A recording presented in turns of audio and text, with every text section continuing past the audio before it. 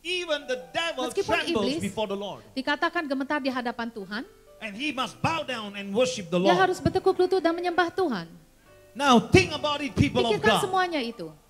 If you're going to be obedient children of God, how much more God's blessing can come upon you? Jika saudara mentaati Tuhan, berapa lebih besar lagi sebetulnya berkat Tuhan yang sudah disediakan bagi saudara itu bisa dinyatakan, benar? But if you are disobedient, believe me, Tapi jika kita tidak mentaati and Tuhan, you don't want to listen to God, believe me this one. yaitu jika kita sendiri nggak mau mendengarkan apa firman Tuhan, Today, pada God hari ini, close the windows of heaven to you first. karena Tuhan sendiri yang menutupkan pintu surga itu bagi kita, Until you would obey. sampai kita mau mentaati dia And lagi, then let it be open again. dan pasti tingkap-tingkap surga itu terbuka lagi. It is not by might. Dikatakan bukan dengan kuat, It is not by power. bukan dengan kuasa, But it's only by the Spirit of hanya God. dengan roh Allah saja. Man cannot stop heaven. Manusia tidak bisa memberhentikan surga, Man of God cannot stop blessing.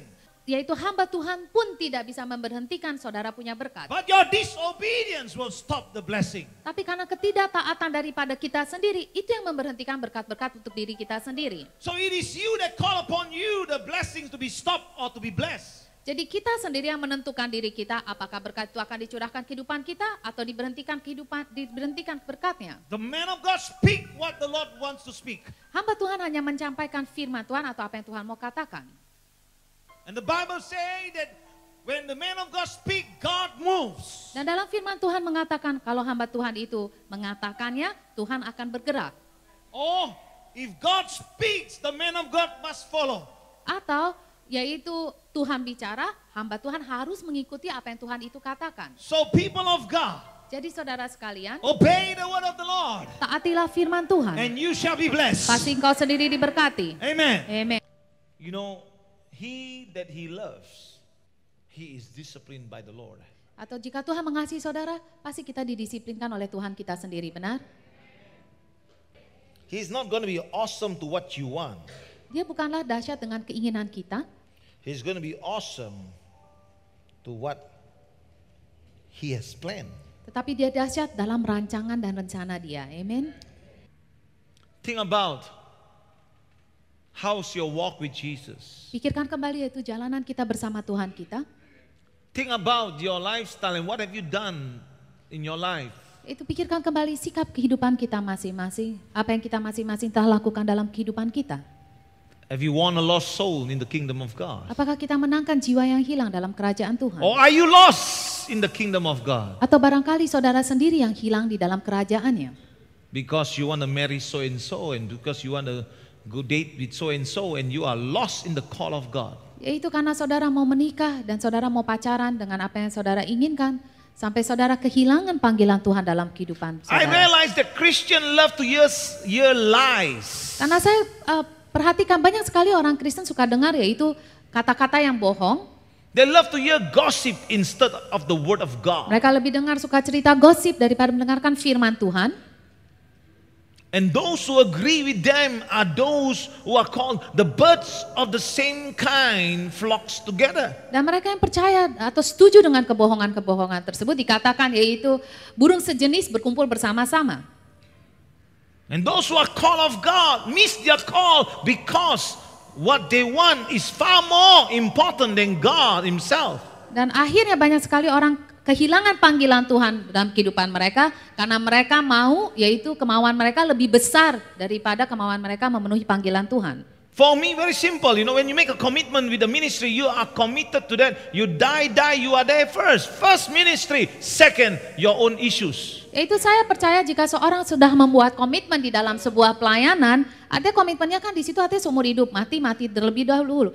Isu kita, pribadi kita adalah nomor 2. Don't serve God if you're gonna put him in number 2 place. Jangan melayani Tuhan kalau saudara menaruh Tuhan itu nomor 2. Don't waste your time. Jangan buang waktu saudara. Just become a Christian. Lebih baik jadi orang Kristen biasa-biasa saja. And then as a Christian, you do nothing. God say, what you doing? Tapi sebagai orang Kristen, kalau saudara nggak ngapa-ngapain, Tuhan pun akan tanyakan, apa yang kamu sedang lakukan? I save you so that you be a testimony. Karena aku menyelamatkanmu supaya engkau bisa menjadi saksi yang hidup di luar. Orang tuamu menikah, dia melahirkan satu anak. Apakah anak itu pilih untuk datang dalam keluarga itu? Halo? Nomor satu, tidak. Tapi itulah tanggung jawab orang tua itu untuk memelihara anak itu, sekolahin dia, didik dia, dibentuk dia dengan cara benar. Kalau itu anak dibimbing dengan benar di sekolah, dia selesai segala sesuatu, dia mulai mau pacaran. Saya pikir orang tua yang apa suruh anak itu pacaran waktu sekolah. Itu orang tua pun nggak tahu diri itu.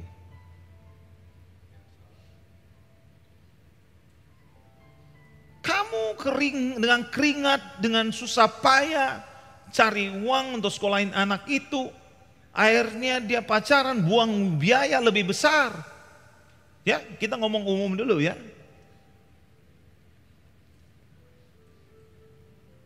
Oke, itu nggak apa-apa. Pokoknya orang tua bilang dia tahu diri. Oke, beres, no problem. Kita lihat. Sekolah lulus dan berhasil, menikah dia. Dia mau kerja dulu, dia mau menghasilkan sesuatu dulu. Udah menikah, setelah itu pacaran, setelah itu menikah, setelah itu mau anak. Lingkarannya kembali balik kan? Hidup untuk itu aja. Cari uang, kasih makan, hidup, nikmati, foya-foya, pergi pesta pora, pulang. Gitu aja hidupnya kamu. Tuhan Yesus selamatinmu bukan untuk engkau bisa enak-enak sendiri. Tuhan Yesus selamatinmu supaya nama Dia bisa dimuliakan dalam hidupanmu. Dan apa yang engkau miliki, yang saudara dididik dalam hidupanmu, kalau bertantangan dengan firman Tuhan, itu harus dicopot keluar dan masuk ini. Bisa ikuti sama saya? Dan ini adalah selama hidup kita, nggak cukup saudaraku untuk kita belajar semua. Nggak cukup. Kalau kita mau praktikkan nggak cukup. Itu kami generasi untuk belajar ini semua. Tapi kalau orang tua, yang kalau kalian yang orang tua di sini dan anak-anak muda di sini tahu diri sedikit, baca firman sedikit dan mulai lakukan sedikit, tidak menjadi pemberontak. Mungkin generasi yang berikut jadi tambah baik. Bisa ikut sama saya? Kalau tambah baik artinya bisa dia didik seperti gini, dia memberi kayak gini, memberi terus kayak gini, tambah hari, tambah generasi, tambah diberkati. Bisa ikuti sama saya? Tapi gimana pun kalau saudara baca Alkitab, yang diberkati udah jadi malas cari Tuhan lagi. Mulai lingkaran setan lagi. Why must it be always like that? Saudara aja tahu jawaban kok. Saudara aja gak mau nurut sama Tuhan. Kalau saudara pikir saudara hidup dengan Tuhan Yesus, oke, saya sendiri, saya sama Tuhan Yesus sendiri, saya ikut gereja, oke lah ikut gereja, saya nggak mau masuk campur sama siapa, supaya saya nggak mau lukain siapa-siapa, namanya nggak berguna. Karena kamu nggak lakukan panggilan Tuhan dalam hidupanmu. Di sini bukan enak-enak untuk senangin kamu, untuk menghargai kamu, semua dalam hal-hal enggak ada urusan pribadi saudaraku sini. Sini nomor satu, saudara diselamatin, saudara dipulihkan. Saudara diajari kebenaran firman Tuhan, bagaimana untuk lakuin dalam firman Tuhan dalam hidupanmu. Nah, sesudah itu saudara taati sama firman Tuhan dan lakuin apa? Melakukan sesamanya kepada orang lain, menang yang hilang, ajari dia kebenaran supaya dia bisa diselamatkan, terutama hidupan yang kekal dulu. Kalau saudara mau hidupan yang kekal tapi caranya sendiri, mimpi namanya. Karena kamu nggak tahu diri, kamu nggak tahu tempatmu, kamu nggak tahu jalanan kebenaran itu. Jalan kebenaran itu bukan cara kayak gitu saudaraku. Jalan kebenaran itu ikutin syarat-syarat firman Tuhan. Tapi kenapa gereja lain bisa kayak gini, gereja lain ini nggak bisa? Karena gereja lain nggak mau ikuti firman Tuhan, gampang aja buat saya. Bukan berarti gereja besar penuh-penuh orang itu benar. Bukan berarti gereja kecil kayak kita itu benar, enggak. Yang benar itu berdiri di atas firman Tuhan. So besar yang diri di atas firman Tuhan bersyukur. Yang kecil yang berdiri di atas firman Tuhan bersyukur. Tapi kalau kamu nggak lakukan firman Tuhan, bersedihlah. Bersedia untuk sedih-sedih. Bisa ikut sama saya? Tapi kalau kamu lakukan firman Tuhan, saudara ada orang yang berbahagia. Kalau orang yang ikuti firman, dan firman sudah tertulis, Bagaimana kita bisa lawan? Bagaimana mau lawan? Kalau itu ngomongan pribadi Dr. Paul bisa dilawankan, tapi kalau itu firman gak bisa dilawan. Karena firman itu kebenaran toh. Aku harus nurut, kamu harus nurut, dia harus nurut, semua harus nurut. Tapi kalau nggak nurut nggak bisa diberkati, itu jelas. Nggak nurut, badai-badai hidupmu mulai terjadi.